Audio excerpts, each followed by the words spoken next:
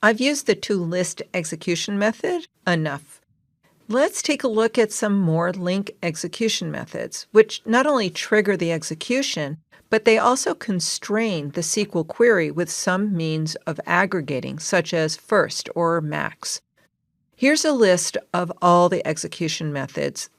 And keep in mind that the EF Core specific methods are a subset of .NET's LINQ methods. And each of these methods does have an asynchronous counterpart. Note that toList also has an asynchronous counterpart, and all of them, except for toList and asEnumerable, perform some type of aggregation when they execute. And the logic of the aggregation, first or max or count or average, are incorporated into the SQL that's sent to the database. I won't demonstrate every one of the methods, but there are some LINQ courses on Pluralsight where you can dig deeper into constructing queries. I want to focus a little more on this group of methods that have an OR default option, and I'll use first and first-or default to explain an important point. First, we'll simply look for the first occurrence. If there's no result from the database, in other words, the query couldn't even find one matching row, then it will throw an exception. That can be useful in a limited number of scenarios. First or default is a safer way to seek the first occurrence. If there's no result, this method will return null, unless you have a very special default specified for your type. And I've never seen anything but null coming back. But you can look at the Microsoft docs about first or default to explain this in more detail if you're interested. And it is a lot easier to check for null than to handle an exception. So it's much more common to use the OR default methods for first, single, and last. Now let's get back to some code. I have a query that looks for all authors whose last name is Lerman. Now I just want to get the first one found in the database, so I'll change the execution method from toList to first or default. If I hover over the return variable, authors, you can see that the compiler knows the result will now be a single author object, not a list of author objects. So I'll change the variable name to reflect that. And I can make my expression a little more efficient because you can use the predicate that we're using in the where method directly as a parameter of first or default instead of using this combination of where and first or default. And you can do that with all of the aggregate execution methods, but not with toList. When I debug this, you can see that the result is a single author. And looking at the SQL, the way the EF Core resolves a first or default LINQ method is by using select top 1 in the SQL query. Now I'll combine this with another LINQ method, order by descending, which you just learned about. So I want to filter on Lerman's, sort by the first name in descending order, and then get the first one in that group. And that's exactly how the LINQ query is translating it into SQL. It applies the filter before it applies the ordering. And this time the result is Rhoda Lerman, because Rhoda comes first in the reverse sort order. I want to make one more point about the aggregates, and that's about the last and last or default methods. These methods will only work if you first sort the query using one of the order by LINQ methods. Otherwise, it has no context for determining what's last. And if you don't use order by in the LINQ query, the compiler can't warn you because query translation happens at runtime. So it's at runtime that an exception will get thrown because EF Core cannot work out that query.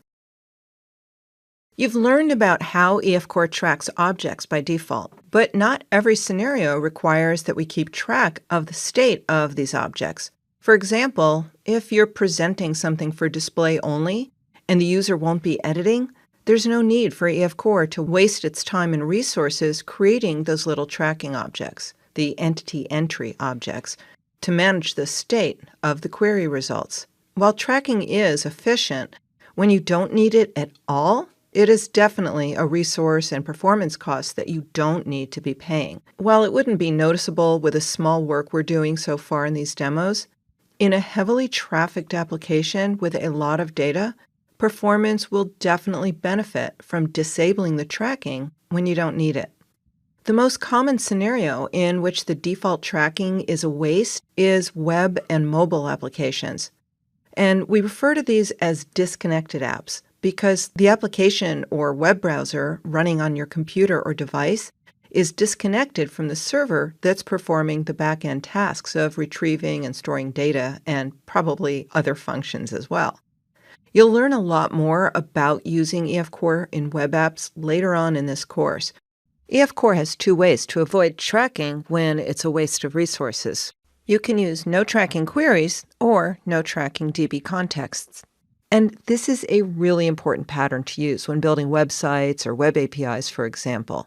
In fact, the examples I'm about to show you will be used later in the course when you learn how to use EF Core in an ASP.NET Core API. The first way we've had since the early days of Entity Framework, and that's to specify that a particular query should not bother tracking its results. This is the dbSetAsNoTracking method. Appending this to a dbSet in a LINQ query will ensure that the DB context doesn't create entity entry objects to track the results of the query. This is useful when, by default, you do want tracking, but on certain occasions it's not needed. Be aware that the AsNoTracking method returns a query, so you can't append dbSet methods such as find to AsNoTracking. However, you can still use LINQ methods. The other way is one that can be applied to a DB context to ensure that by default, any query executed by that context doesn't track. You can configure the DB context tracking behavior in the onConfiguring method where we've already applied the use SQL Server method. Another one of the options builder methods is use query tracking behavior, and that can be set to one of the query tracking behavior enums. There are three of those. The default is track all, and there's also no tracking, and another one for more advanced uses, no tracking with identity resolution. If I were to make that change to the pub context, every query from pub context would be a no tracking query by default.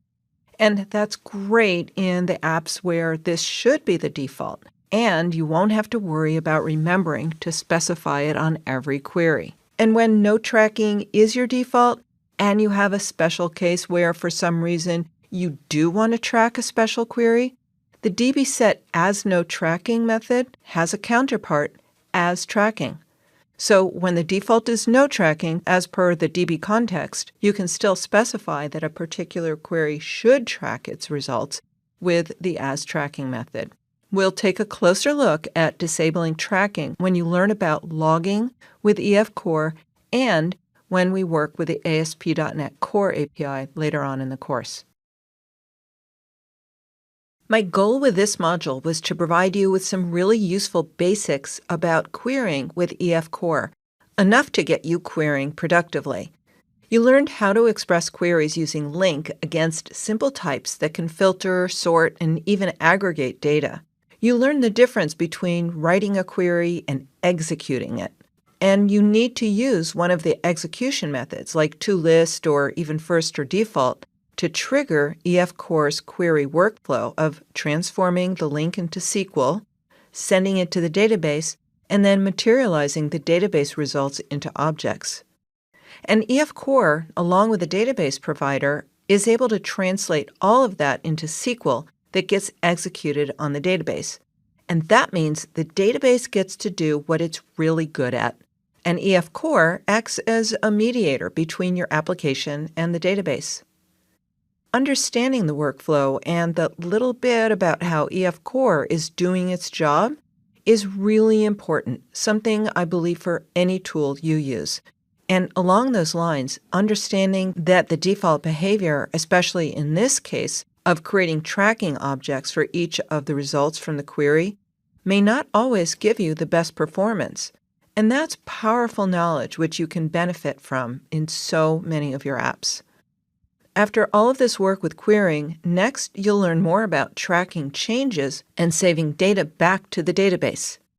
Here are some resources I mentioned in this module, as well as a few other relevant links I think you might find useful.